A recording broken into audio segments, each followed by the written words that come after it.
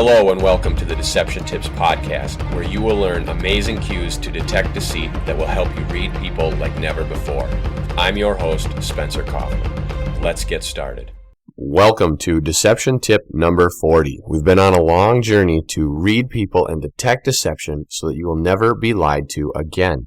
Now, today we are going to talk about an awesome sign of deception that occurs across the whole body. In addition, it's really a double sign because you can see it in both ways. It's two different ways. If they do one thing, it means something. If they do the other, it means the opposite. So they are opposite signs. They are opposing signs, and you can determine their behavior based on either one of these signs. However, before we get into that, we're going to do a little recap, as usual, of last week's episode. So Deception Tip 39 was how liars may yawn repeatedly to convey that boredom and relaxation when they are being interrogated or when they are being questioned. Now, the reason that they would do this can be for multiple reasons. Number one, they could be yawning repeatedly to convey that boredom or that relaxation. So then the thought process is that, well, if I show them I'm bored and relaxed, then they will think like that I had nothing to do with it. I'm warding off that suspicion, that they will understand that I just don't really care about whatever's going on. So hopefully they'll let me go because they'll see that I would have no reason to lie about it because I don't really care. So that means I would most likely tell the truth because it doesn't affect me one way or the other. The other reason would be to show that they really are kind of maniacal. It could be that if they are lying, then they do this yawning as a manipulation tactic to get the target or the interrogator to believe them and to like them a little bit more. Because back in episode 35, when we talked about mirroring movements, we talked about how when you mirror movement, there is kind of a bond. We also touched on it last week, how when you mirror someone else's movement or when someone else mirrors your movement, then there is a bond that is start to being developed. So the liar may be thinking that if I start yawning and they copy me, now that they'll feel that empathy or sympathy, they might start to relate to me a little bit more, and maybe then they'll believe my story a little bit better and I will get let go. I'll get away with this. The interesting thing is that the interrogator can use that to their advantage. If they start using the yawning as a mirroring tactic to get the liar to start liking them as an interrogator, then that relationship can be developed and the liar will be more likely to tell the truth simply because there is that unconscious or unexplainable bond that is starting to develop between the interrogator and the liar. So if you are questioning someone, use yawning to your advantage. Yawn a couple times, let them copy you, and then you can start to develop that rapport.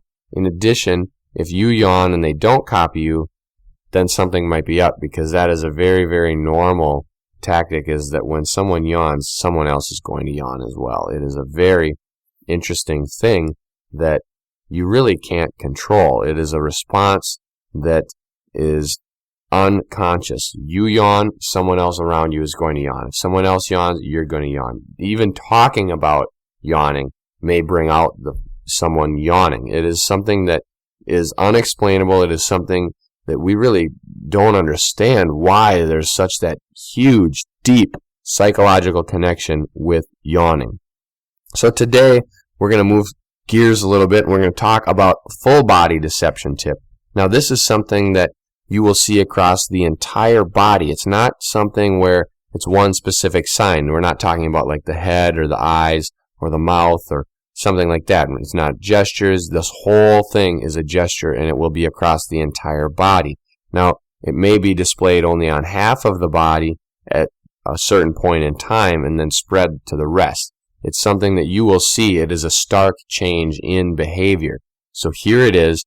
This is deception tip number 40. When telling lies, people may curl up in an effort to take up as little space as possible. Here it is again, deception tip number 40. When telling lies, people may curl up in an effort to take up as little space as possible. Now this is a little bit convoluted, but basically it means that when someone lies, they're going to curl up into a ball. They're going to reduce their surface area so that there is less for someone else to see. Now, conversely, when people are confident, when they're confident in telling the truth, they're going to sprawl out and spread out because they want people to see their entire body. They want to show everything off. Confident people take up more space. Liars take up less space, or unconfident people. So we're going to break it down. We're going to talk all about this. Here we go. Liars are usually very stressed. They're very tense, and most of the time they're self-conscious. Now, why would they be self-conscious? This is because when people lie, they don't want other people to see their lie. They want other people to believe the lie. They want to get it over with as soon as possible. They want it to be done. They do not want to continue in that lie. Now, we're talking about normal people here. Abnormal people, or people who are sick, or those pathological liars, usually called like psychopaths or sociopaths, they enjoy lying, or people who enjoy lying, whether you call them whatever you want, anyone who enjoys lying, they may continue to lie repeatedly. They don't want to get it over with because they enjoy it. In addition, they will not display really any of these signs because they're so practiced at lying that they've worked out all the kinks. And if they enjoy it, then they're not going to be stressed or tense about it, which means that leakage just simply will not occur. So this is for normal people. So with normal people, when they're lying, they do feel a little bit self-conscious. They feel like everyone is going to know what they're doing. It's almost like when you have something, like for guys when you cut yourself shaving, or for girls if you forget to apply your makeup in the morning, you're worried that everybody is going to notice. You're worried that everybody will see. Or when you spill a little bit of coffee on your shirt, you're covering it up. You're worried everyone is going to see it. The reality is no one is going to see it. Most people will not. Maybe 1 in 10 are going to notice. And the other 2 out of 10 might notice, but they're not going to say anything. They'll just brush it off. Either way, the majority of people are not going to see it. We always see everything on ourselves. Why? Because we know our own bodies. Other people who we're interacting with, who we talk to, they don't notice a thing. Most people are so oblivious to everyone else. Why are they oblivious to everyone else? Because they are thinking about themselves. For the same reason you may not notice how someone else got a haircut or they dripped coffee on their shirt, because you're thinking about the coffee stain on your shirt and whether other people are going to notice. They're probably thinking about something else. I hope no one notices my black eye and I put makeup over it, or no one sees my cut on my hand, or they don't notice I wore the wrong color socks today. Something like that. Everyone is always focused on something about them that we don't have time to notice the little imperfections in other people. Therefore, when people curl up to lie, they are so self-conscious, they're curling up into a ball, but they are really curling up. And whereas most people who are a little bit self-conscious, you may just cover it up with your hand, or you'll notice that your hand is in a certain spot a little bit more, or if you have the wrong color socks on, they're very conscious about making sure their pant legs cover their socks, etc. These liars are super conscious that they cover up into a ball, so they're covering their entire body. Now we're going to talk a lot more about this and a lot more about the other side of confident people coming up right after this. How would you like to really know what every body is saying? Understanding body language can help you in your career, your relationships, and in everyday interactions. Get Spencer Kaufman's A Guide to Deception online today. Once again, we're on deception tip number 40. We're talking about how when telling lies, the people who are a little bit self-conscious and who are stressed or tense, these liars, are going to curl up and take up as little space as possible so that other people will not be able to see all of the body language leakage that they are going to display. On the other hand, confident people, they're going to sprawl out generally and take up more space because they want other people to notice them. They want to be seen. Now, of course, there are varying degrees of this. Some people who are overconfident and cocky and who are kind of like peacocking, they really want people to see, so they're going to be very sprawled out. However, the normal people, normal confident people, they'll be sitting normally, they'll be sitting with their feet out, maybe they'll have their hands out. They're not going to be like that arrogant, pompous look who puts their feet up on the table or something like that and leans back. It's going to be more of a regular situation, of a regularly seated posture.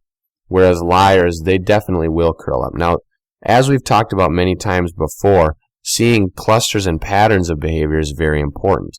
So we spoke of a few of these things that are going to go into this curling up. Number one would be folding the arms. We talked about that long ago in episode number 1. Folding the arms is a display of curling up.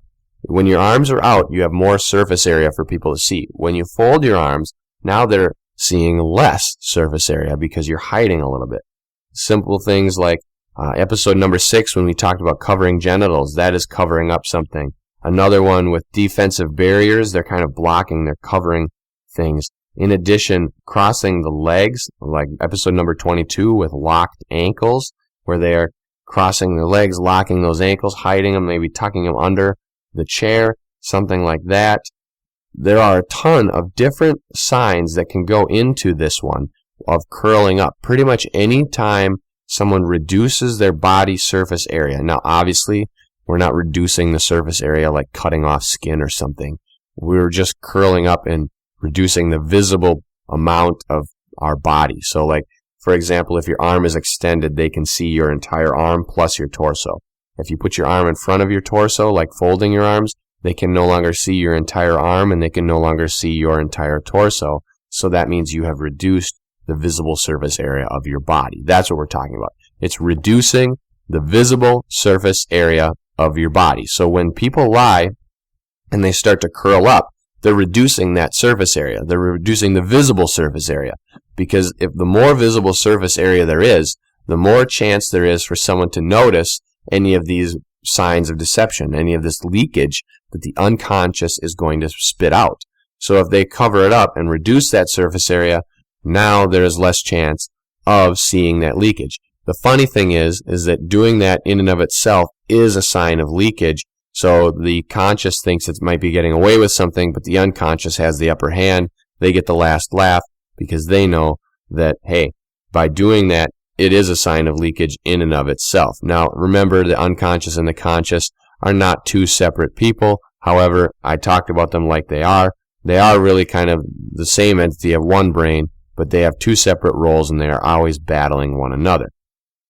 So remember that liars are going to try to curl up for that reason of not wanting other people to see everything that is going on. Confident people are going to sprawl out because they're confident with the situation. They want people to see them. They want people to see how confident they are in this situation. Now, this can kind of go both ways as well, just like we talked about with yawning, how sometimes the liars are going to yawn to repeatedly convey that boredom or that calmness. In this time, maybe somebody would sprawl out and show that they are confident, even though they really are not. But they're going to display that confidence and display that spread out behavior to show people that, hey, I'm confident about the situation. I have nothing to worry about. It could be like a false tactic. So that's something to pay attention to as well. Now, one thing is that this type of behavior, this type of sprawling out, is usually more prevalent in men, because men are typically a little bit more cocky, a little bit more arrogant, a little bit more confident. They're a little bit more full of themselves, whereas women are typically a little bit more reserved. They're a little bit more shy, and they're a lot more self-conscious. They are a lot more self-conscious than men. Men kind of don't care. Women are always thinking about what other people think about them. So you might typically see the men as more confident people who spread out, and the women kind of as more people who are reserved. So therefore, you need to take that into account, because a woman curling up into a ball or folding her arms, that may be normal for women. They may not curl up like a man would curl up. So, for example, a man who typically is more confident, they'll be more spread out. When they curl up, that's going to be much more noticeable because it looks different or it looks out of place for a man. Whereas a woman, who they typically sit with their legs crossed, maybe with their arms folded, they typically take up less space, or like sometimes they'll even sit on their legs. They typically take up less space, so then you need to watch for like when they really take up a lot less space. And similarly, when men are sprawled out and confident, they typically take up a lot of space. So when a woman sprawls out and is confident, now that is something that's definitely out of place, because usually they don't sprawl out. When was the last time you saw a lady put her feet up on the desk? It happens rarely. It's something that you typically see the man or a men position do. They typically throw their feet up on the desk, put their hands behind their head, something like that.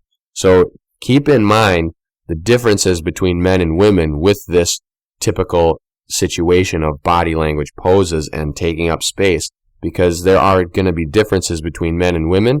So take that into account, their normal behavior, and just look for a deviation in that.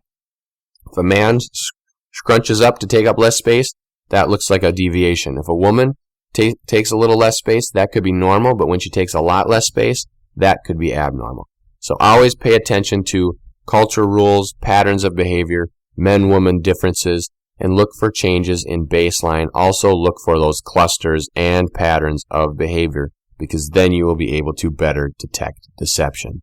I want to thank you for listening to the Deception Tips podcast. Hopefully you'll share it with your friends, subscribe to the feed, check out the Deception Tips blog and the Deception Tips videos, and take a look at the books I have available. And as always, tune in next week for a new Deception Tip.